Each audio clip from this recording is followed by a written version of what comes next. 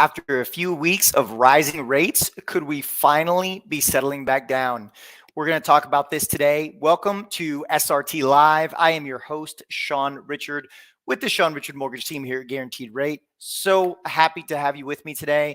We're going to be talking about all things real estate and economics as we do each and every week. So let's get started with the week in review.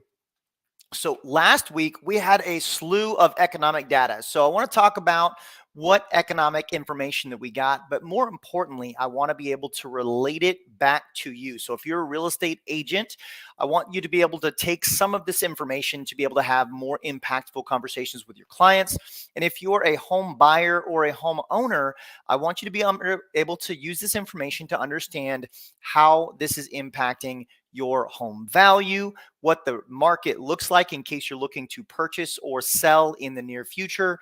And so let's get started. So last week, again, a bunch of information.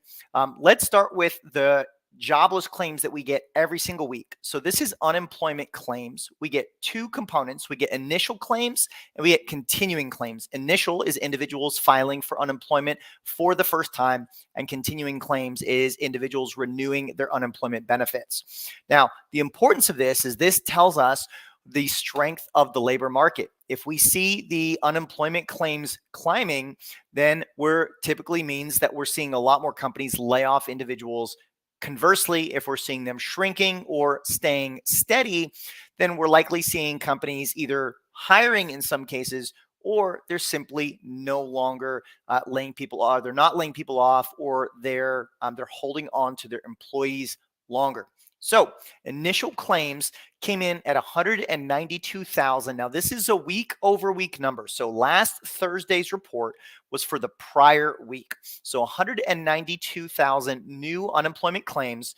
This was against market analyst expectations of 200,000. So we came in a little bit lower, and it was just a shade under the 195,000 we got the prior week.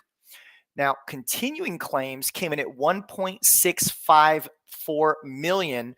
This was also below expectations of 1.7 million and down from the previous reading of 1.691 million. So we're seeing unemployment claims stay relatively low.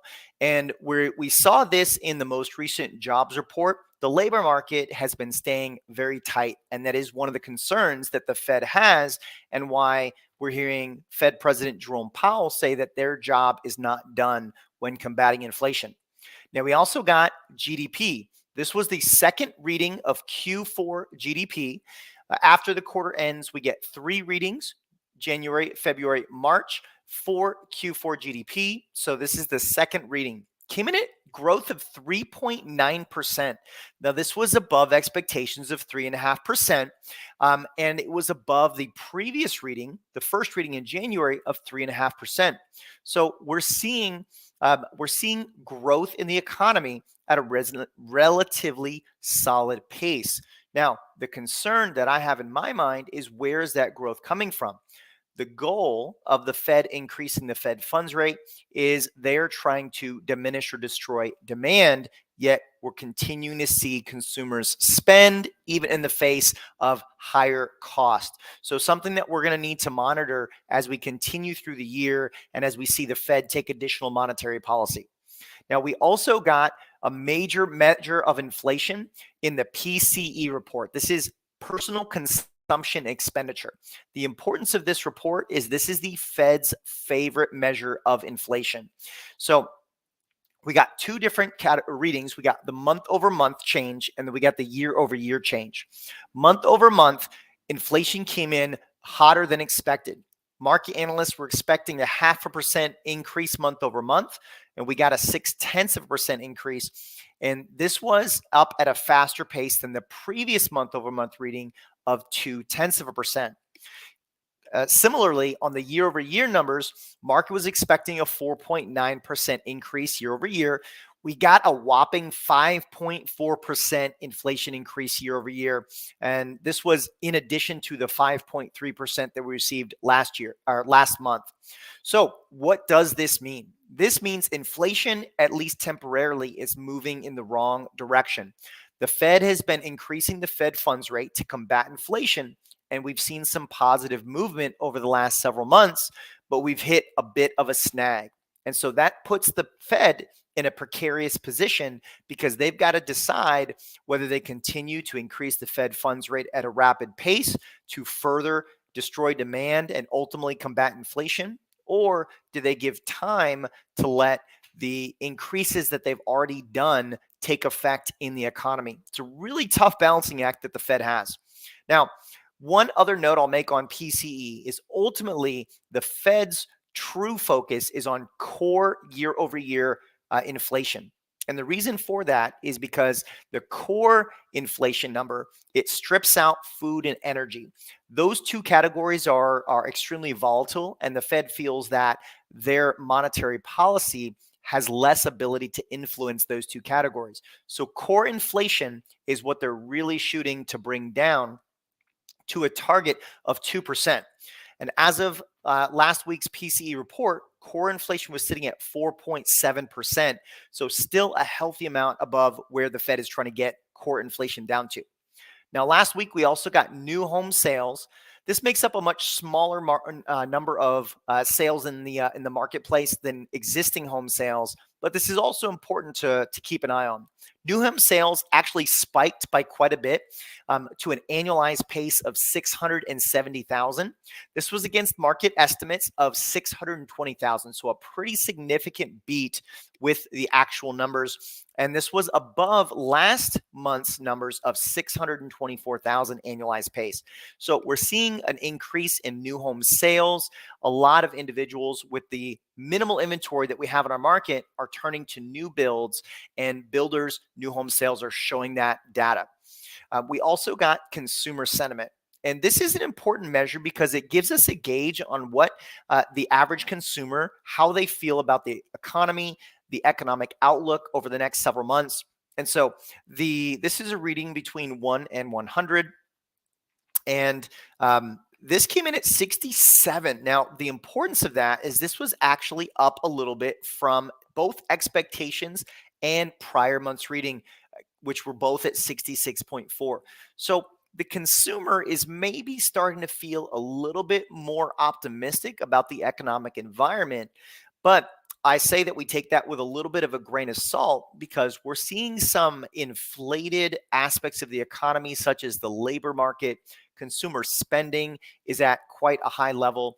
And so we're seeing some pieces of the economy that are, for lack of a better term, propping up the growth in the economy.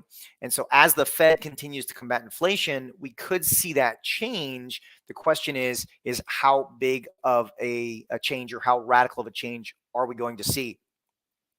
Now, we've also started this week with some important information in the housing market. We got appreciation data from both the Case-Shiller report and FHFA, which is the Federal Housing Finance Agency.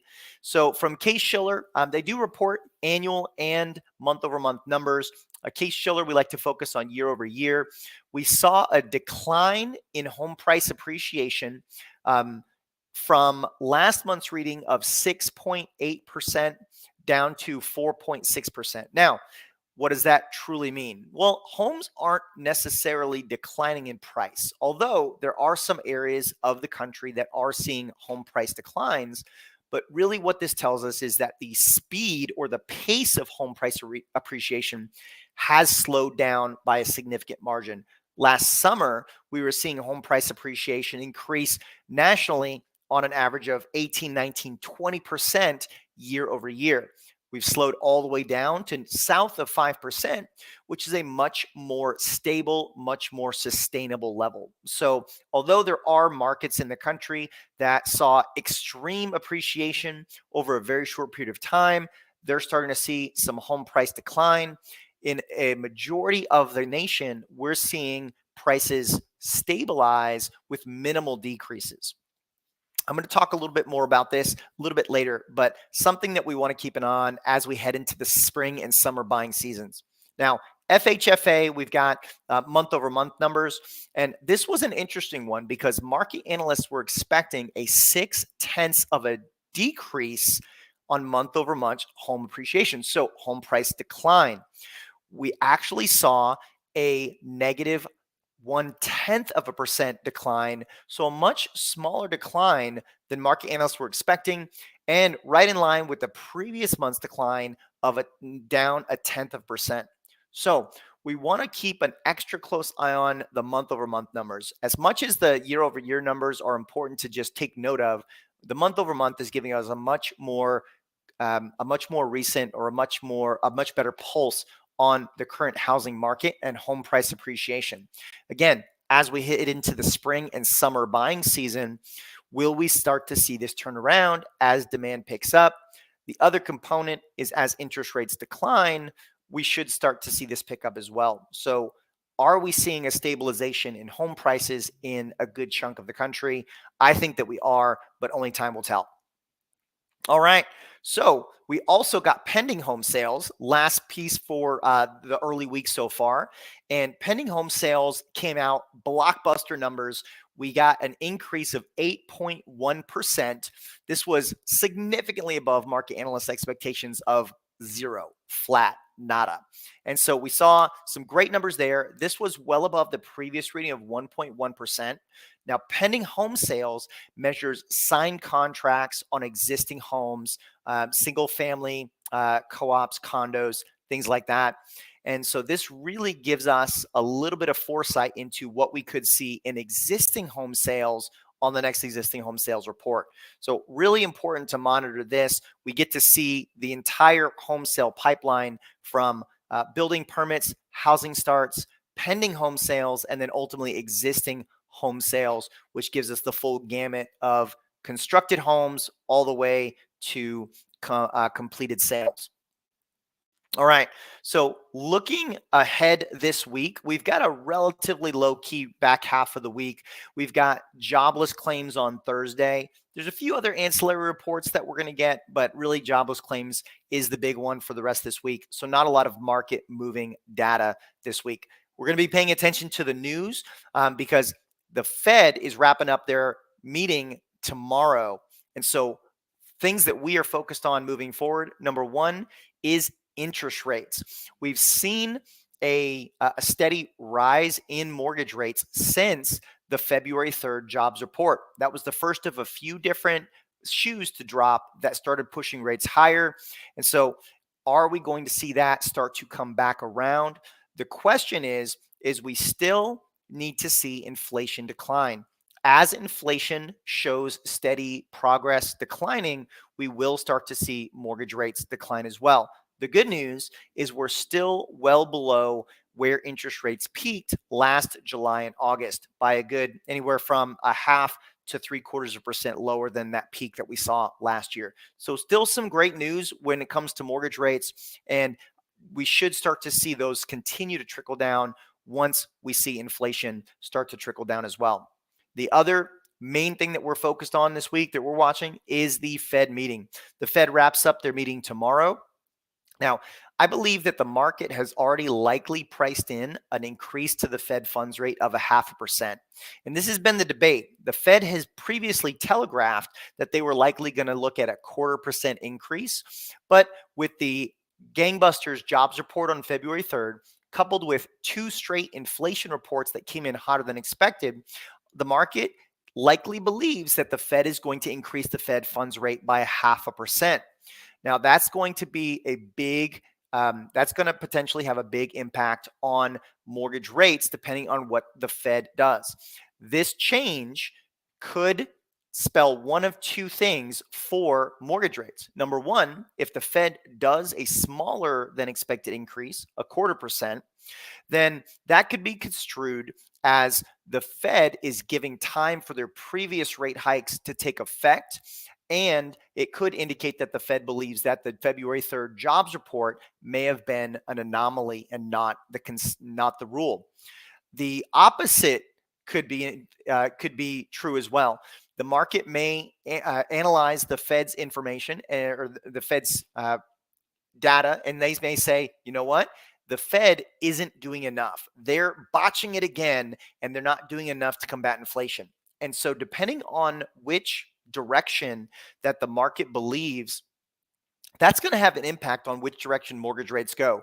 If they think that the Fed is giving time for their previous rate hikes to take effect, we could see some positive movement in the mortgage markets if we get a 0.25% increase versus a 0.5%. Conversely, if the market sees that as the Fed isn't doing enough and they only go a quarter, then we could see interest rates trickle up as well. So tomorrow's going to be a pretty huge day. We're going to hear from Jerome Powell at 1 o'clock. So pay attention to that so that way we can get a feel for which way that we're going to see the markets go the rest of this week. So big news tomorrow.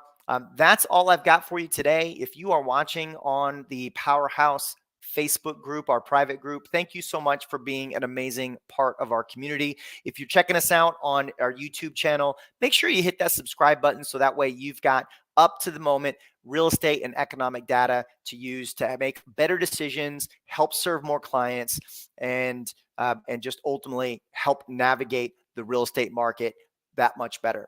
All right. So again, thank you for tuning in to SRT Live. I am your host, Sean, with the Sean Richard Mortgage Team. Have an incredible rest of your day. Take care.